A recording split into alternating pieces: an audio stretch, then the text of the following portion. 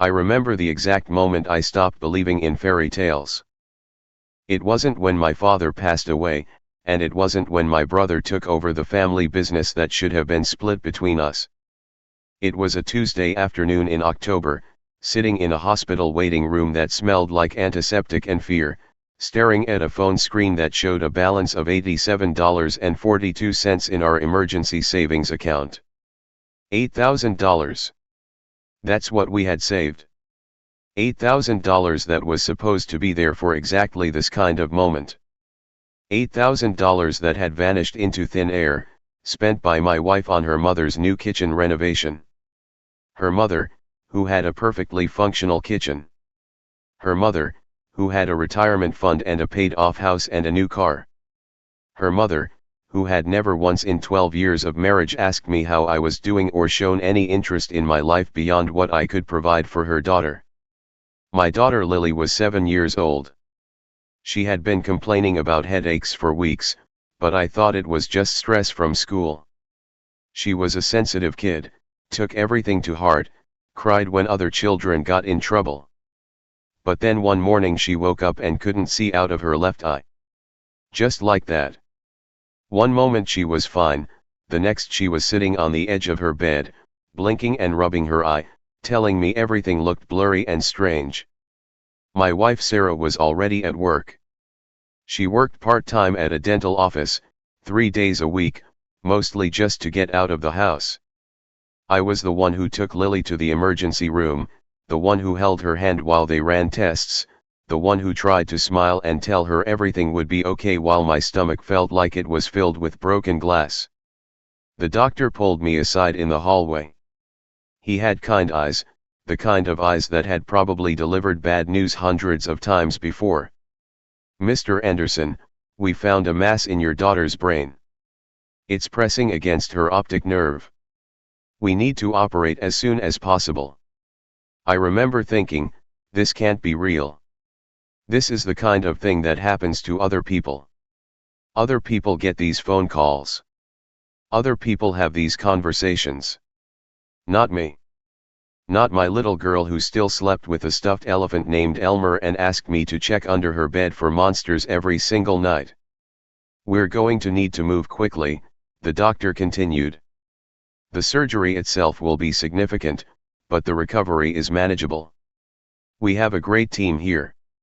The biggest thing right now is getting her prepped and scheduled. I'll have my nurse give you the estimate for the surgical costs and hospital stay." I nodded. I could feel myself disconnecting from my body, floating somewhere above the scene, watching this man in a white coat tell me my daughter's life was about to change forever. $8,000. That's what we had. $8,000 that my wife, my partner, the woman I had trusted with our family's security, had given to her mother without even mentioning it to me. The nurse handed me the estimate. $24,000 for the surgery itself, plus hospital stay, plus follow-up care, plus medications, plus everything else that would come after. I didn't even blink. I'd figure it out. I always figured it out. That's what I did. I was the one who fixed things, who paid the bills, who made sure the cars were maintained and the house was insured and the kids had what they needed. I was the one who worked 40 hours a week at the warehouse, plus overtime whenever I could get it, plus side jobs on weekends doing carpentry and landscaping and whatever else people needed done. I was the one who had saved that $8,000 by packing my own lunch for 2 years instead of buying it, by driving my old truck instead of getting a new car, by cutting back on everything I could so that my family would have a safety net. I called Sarah from the hospital parking lot. I remember the way she answered the phone, distracted and annoyed because I was interrupting her afternoon. She was probably at the coffee shop with her friends, the ones she'd been spending more and more time with lately, the ones who seemed to think it was normal to spend $300 on brunch and talk about how hard it was to maintain their lifestyle. "Sarah, it's Lily. We're at the hospital. They found something in her brain. She needs surgery." Silence. Then, "What do you mean, something in her brain?" Like a tumor. Yes. We need to schedule the surgery right away. I need you to transfer the money from the emergency account to our checking account. I have the initial estimate here. More silence. I could hear her breathing, could hear the faint sounds of the coffee shop in the background, the clink of cups and the murmur of conversations. Alex, I need to tell you something. There's no time, Sarah. I need the money. The surgery could be as soon as tomorrow. They need a deposit before they'll schedule it. I used it. What? I used the emergency fund. My mother needed some help with her kitchen renovation. The contractor was going to start last week, and she was short on the payment, and I thought we could replace it. I was going to tell you. I sat down on the curb outside the hospital entrance. People were walking past me, doctors in scrubs, families with worried faces, a man selling balloons from a cart near the entrance. The world was still moving, still spinning, but I felt like I had stopped. $8,000, Sarah. You spent $8,000 on your mother's kitchen renovation. Without telling me. It wasn't like that. She needed help. She's my mother. She has a retirement fund. She has a new car. She has money. Why would she need our emergency savings? Alex, please don't do this right now. I'll figure something out. I'll ask my parents for the money back. I didn't think we would need it this soon. You're always so careful, so cautious. I thought we had time. You thought we had time. I was starting to shake. Our daughter has a mass in her brain, and you thought we had time. Don't make this about me. You're always so dramatic. We'll figure it out. Maybe your parents can help. My parents are dead, Sarah. You know that. My father died 3 years ago and my mother died before Lily was even born. You know that. I hung up the phone. I sat on that curb for 20 minutes, just staring at the ground. I wanted to cry, but I couldn't. I wanted to scream, but I didn't. I just sat there, breathing, trying to remember how to be a person instead of a hollow shell filled with nothing but cold, hard anger. The thing is, this wasn't the first time. This was just the first time it had cost something that mattered.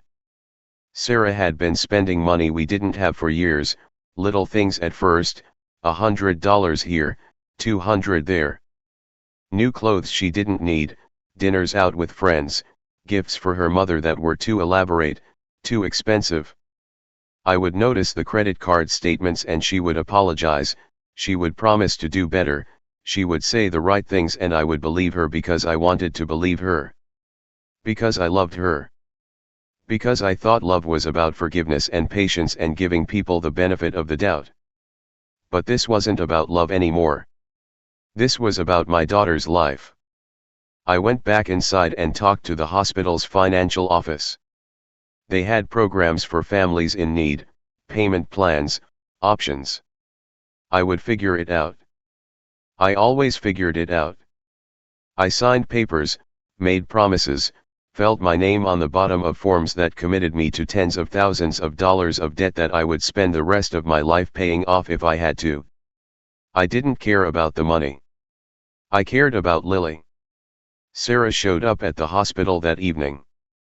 She looked guilty, which was a good start. She brought flowers and a stuffed animal for Lily, which was a nice gesture but completely inadequate. She tried to hug me and I let her, but I didn't hug back. I just stood there, rigid and cold, feeling her arms around me and feeling nothing at all. I'm so sorry, Alex. I didn't mean for this to happen. I was going to tell you. I was going to put the money back. I had it all planned out. Did you get it back? Did you ask your mother for the money? She said she can't right now. The contractor already started the work. She'll pay us back when she can, but she's going to need some time. Time. I laughed, but it wasn't a happy sound. Our daughter is going to have brain surgery tomorrow, and your mother needs time. Don't be like that. You're angry, I get it. But we're going to get through this. We always do. We always do, I repeated. I always get through it. I always fix it. I always find a way. Do you know what it's like to be the person who has to fix everything? Do you know what it's like to carry the weight of everyone else's choices, everyone else's mistakes, and never get to make a mistake yourself, because if you do, everything falls apart? She didn't answer. She didn't have an answer. There was no answer to that question except the truth, and the truth was that she had never thought about it. She had never considered what it was like to be me, to be the one who had to hold everything together, who had to be strong and reliable and dependable and never, ever weak. I walked away from her. I walked down the hall to Lily's room and sat next to her bed. She was sleeping, small and fragile and so innocent that I wanted to break down and sob right there in front of everyone. The doctors had given her medication to help her sleep, and she looked peaceful, like nothing was wrong, like she was just having a normal nap after a normal day at school. I thought about all the things I was going to do for her. All the things I was going to give her. A better life than I had. A father who was present and loving and supportive. A childhood filled with joy and safety and the knowledge that she was loved unconditionally. I had tried so hard to give her that, and now this. Now she was in a hospital bed with a hole in her brain and a surgery that could save her life or end it, and the money I had saved to protect her had been stolen by the person who was supposed to be my partner. The surgery happened. It was the longest 5 hours of my life. I sat in the waiting room with Sarah and her mother, the same mother who had stolen $8,000 from my daughter's future, and I didn't say a word. I just sat there, silent and still, watching the clock on the wall tick away the minutes and wondering how I had ended up here, in this moment, surrounded by people who didn't respect me and didn't deserve my forgiveness. The surgeon came out and told us it went well. They had removed the mass, and they were optimistic about Lily's recovery. Her vision would probably come back. She would probably be fine. Probably. That word hung in the air like a cloud, probably, maybe, hopefully. The surgeon was careful not to promise anything, careful to temper our expectations, but all I heard was that my daughter was alive. Sarah cried. She hugged me and thanked God and promised to do better. Her mother came over and patted my shoulder and said something about how strong I was, how grateful she was for all my support. I didn't respond. I couldn't respond. I was too tired, too angry, too hollow to say anything at all. That was 3 years ago.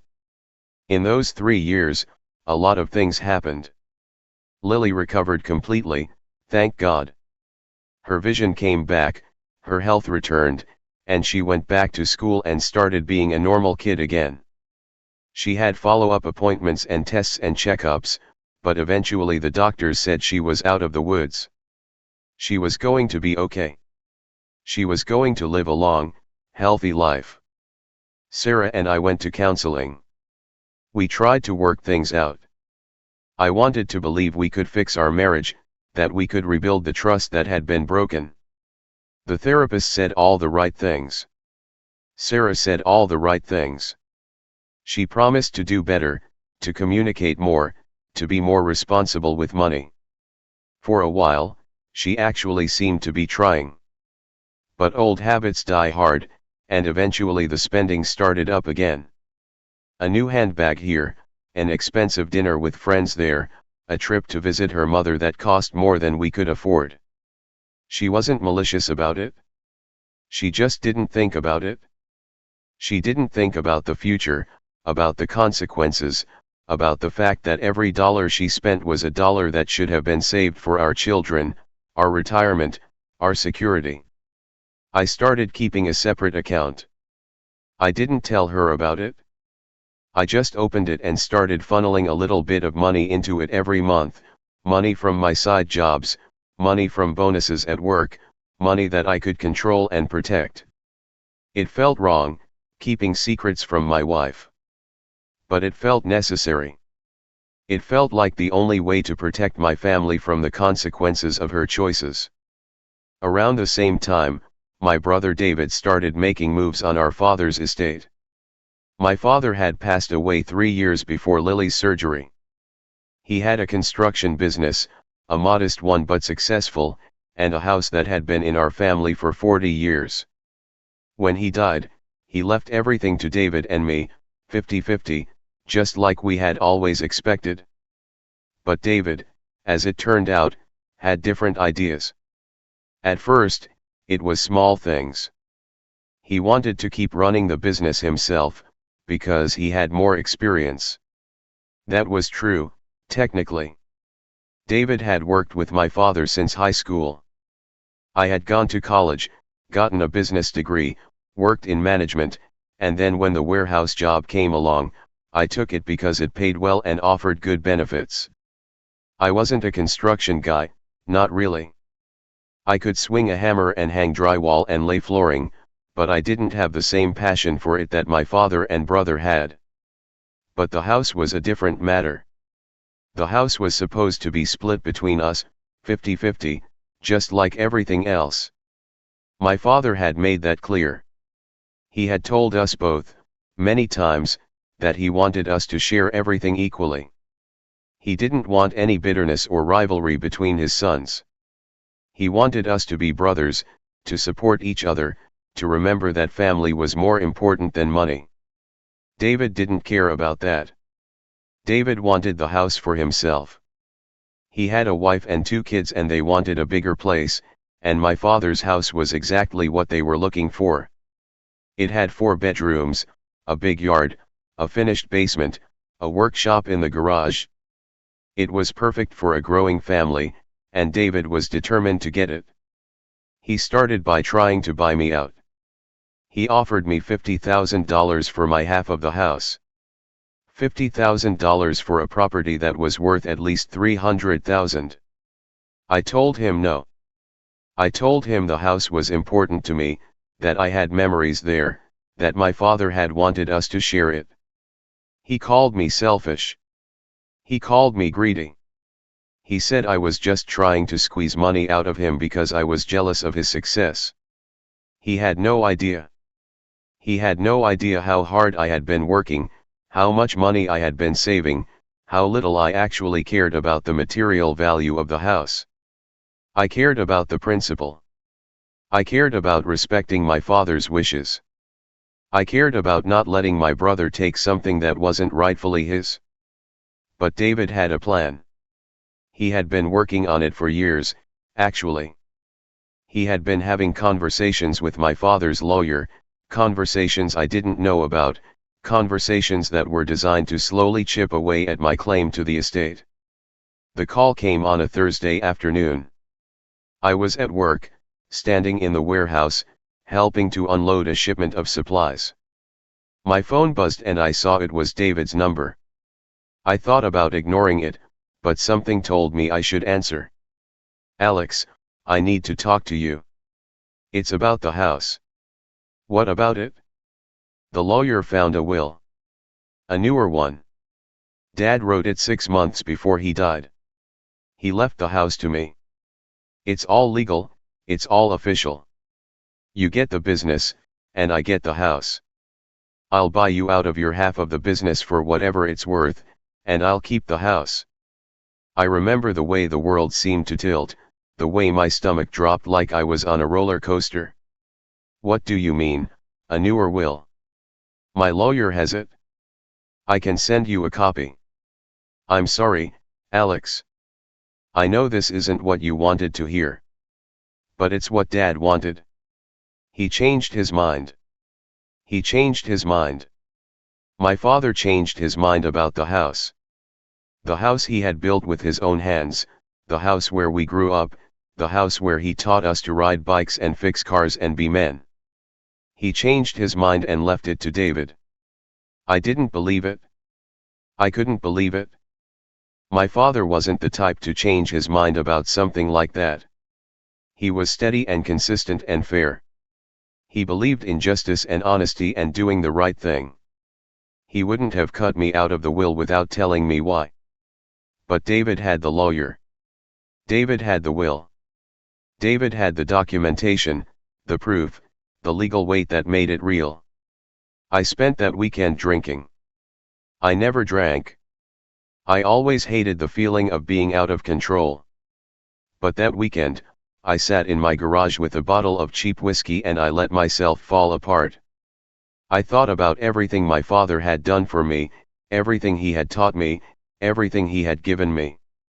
And I thought about how it had all been taken away, stolen by my brother with a piece of paper that might or might not be real. Sarah found me in the garage on Sunday morning. She was angry. She wanted to know why I had been ignoring her calls, why I had been avoiding the family, why I was sitting in a dark garage drinking like some kind of deadbeat. She didn't understand.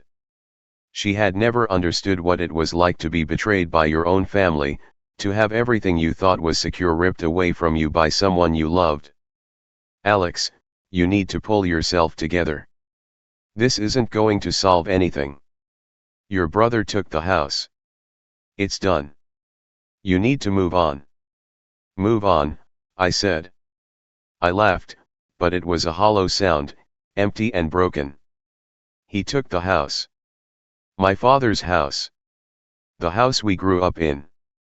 The house I was supposed to inherit. And you want me to move on? Your father made his choice. Maybe he had a reason. Maybe he knew that you couldn't handle the responsibility. You work a warehouse job, Alex. You barely support your family as it is. David is successful. He can manage the house and the business. You can't. It was the worst thing she had ever said to me. Worse than when she spent our emergency fund. Worse than when she blamed me for Lily's surgery, for not having more money saved, for not being a better provider. She looked at me and she saw a failure. She saw a man who wasn't good enough, who couldn't keep up, who was bitter and jealous and small. I didn't say anything. I just stood up, walked past her, and went inside to take a shower. I stood under the hot water for a long time, just letting it wash over me, trying to feel clean. But I couldn't. I couldn't feel clean. I couldn't feel anything but dirty and used and betrayed. That was the moment I started to understand what I had to do. I had to stop being the nice guy. I had to stop being the one who absorbed all the pain and asked for nothing in return. I had to start fighting for myself, for my daughter, for the things that were mine. I hired a lawyer the next day. A good one, expensive, one of the best in the city.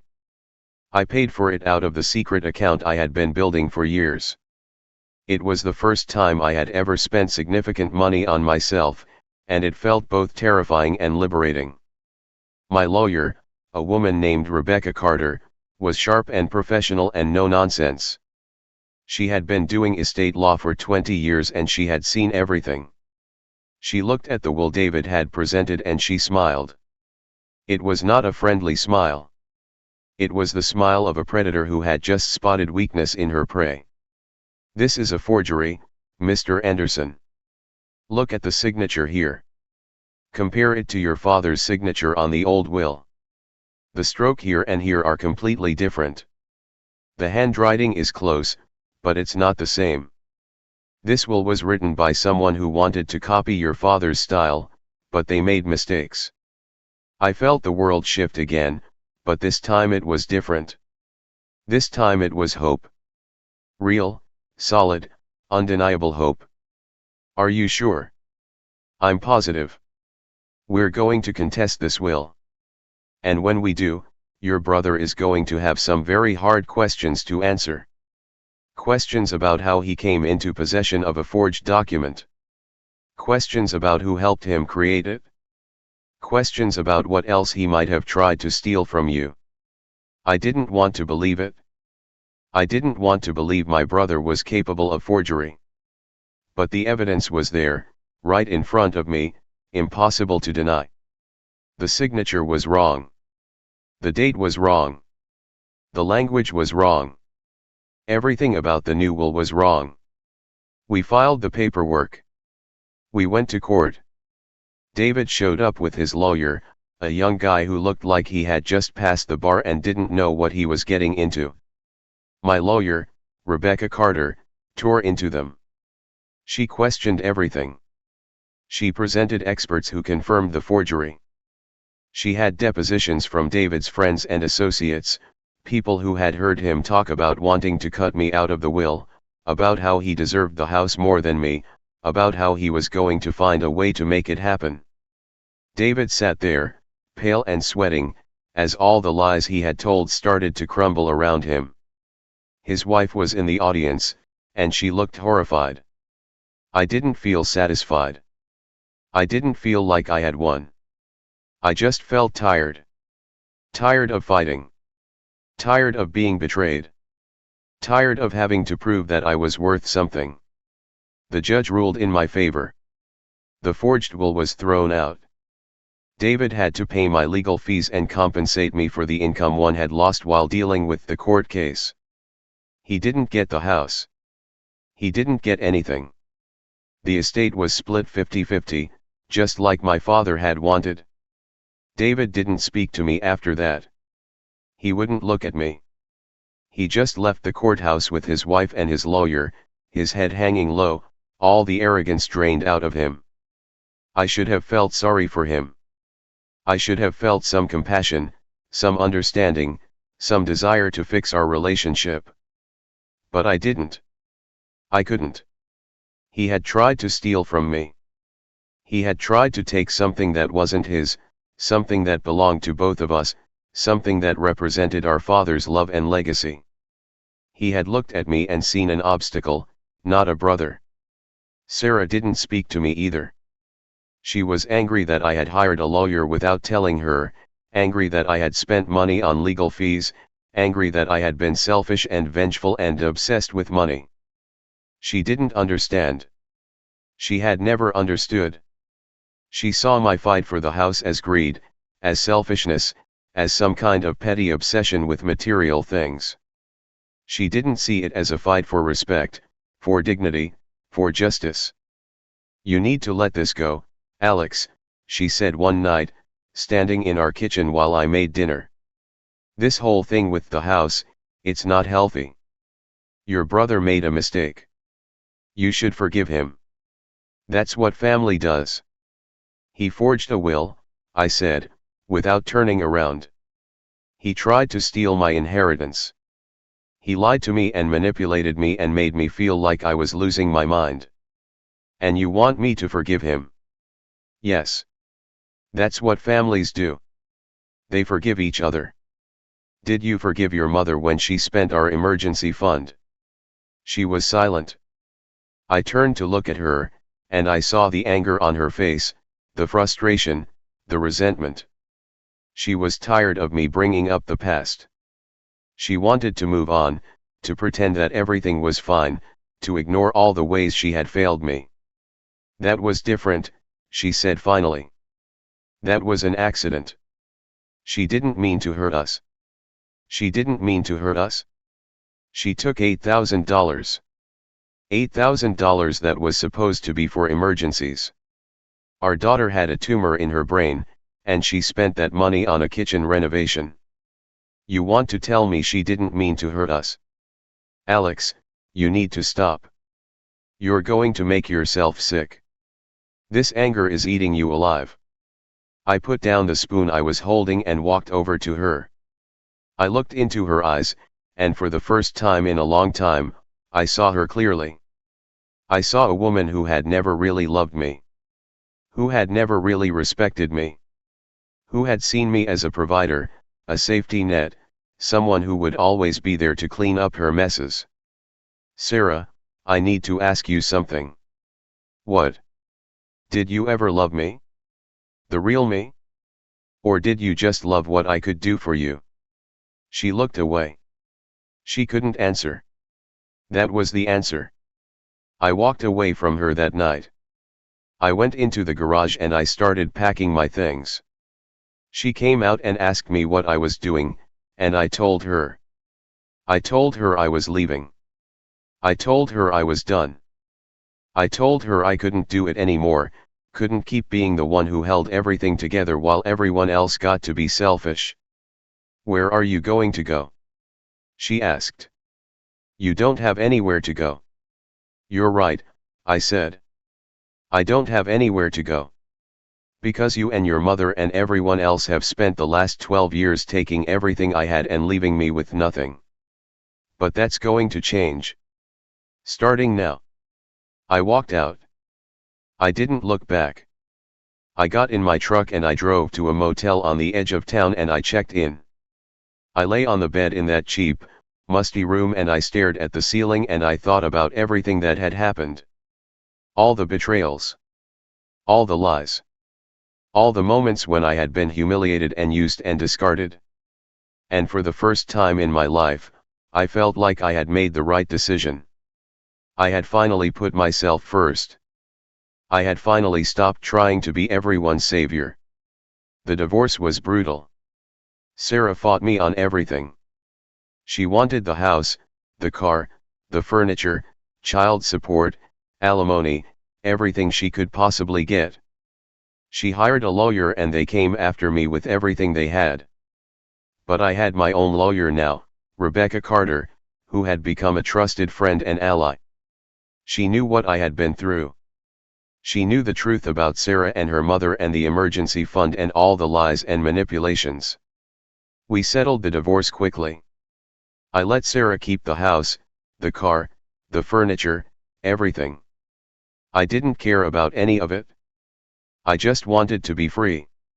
I wanted to start over. The one thing I fought for was Lily. I wanted shared custody.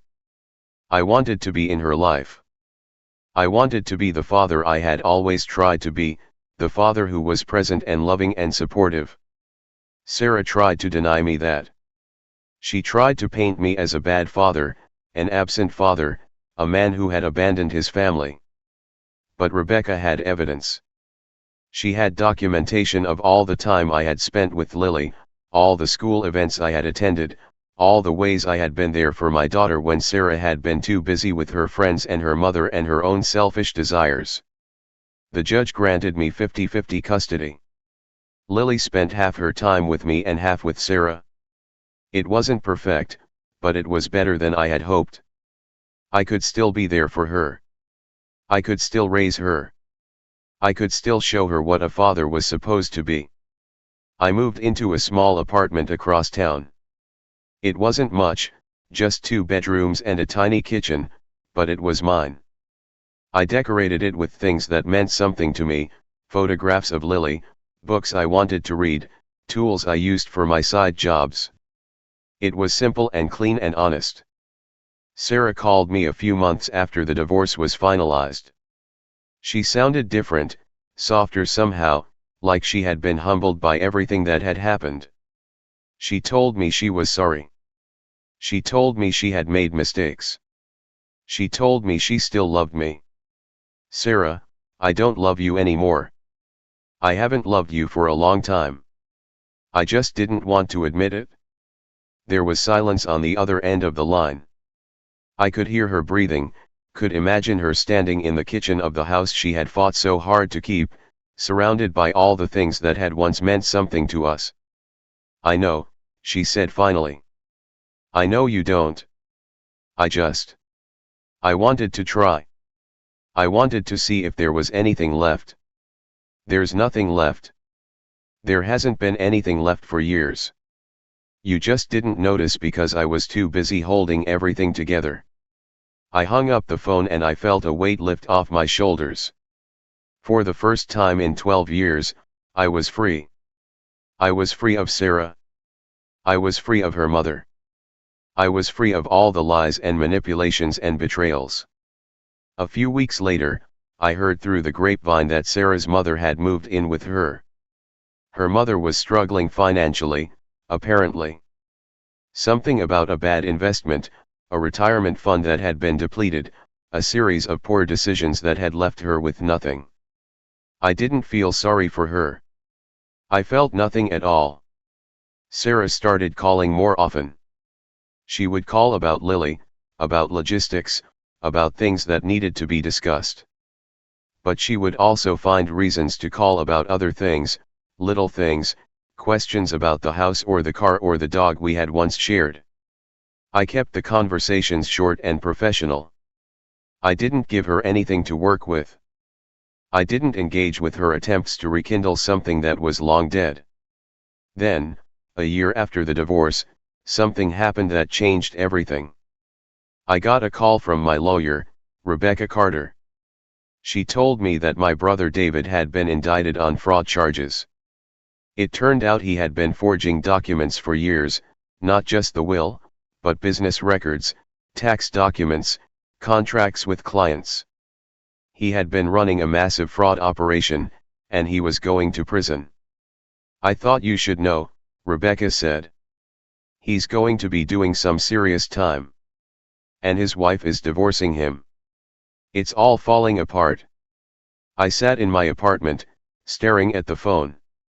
I thought about my brother, about all the years we had spent together as children, about the way he had always been the favorite, the golden child, the one who could do no wrong. And I thought about how he had thrown it all away, all that privilege and opportunity, because he couldn't stand to share something with me. Thanks, Rebecca. I appreciate you letting me know.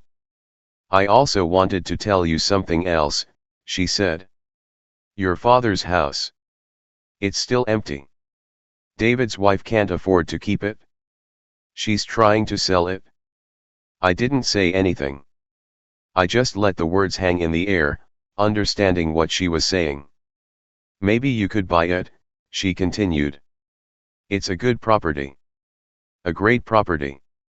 And it's been in your family for years. It should stay in the family.